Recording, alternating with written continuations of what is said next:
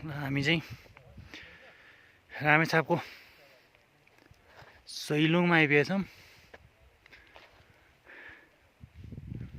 सैलुङको गाईढुङ्गा रे यहाँ चाहिँ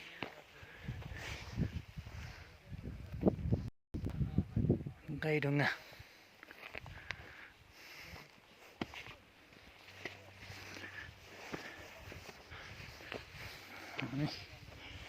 सैलुङ डाँडा गङ्गटो ढुङ्गा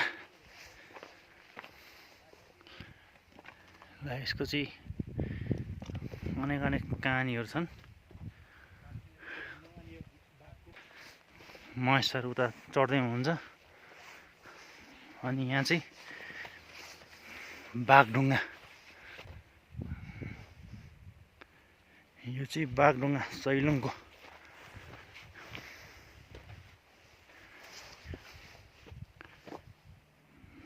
बाघढुङ्गा गुम्बा यहाँ माथि छ सैलुङको।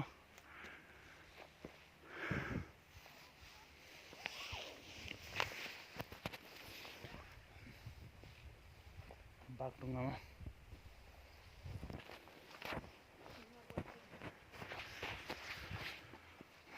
महेशरमा अगाडि हिँड्दै हुनुहुन्छ।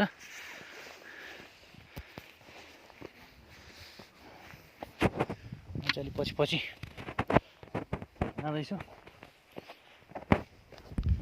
बादल उता हिमाल देखिरहेछ, यता पनि हिमाल। ल यो चाहिँ सैलुङबाट देखिने हिमालहरू है।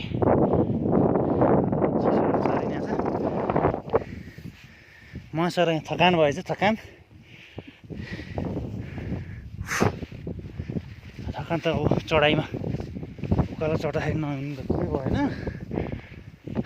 ल सैलुङको गुम्बामा आइपुग्यो। ल यहाँ चाहिँ सुटिङ नै भइरहेको छ म्युजिक भिडियोहरू कि।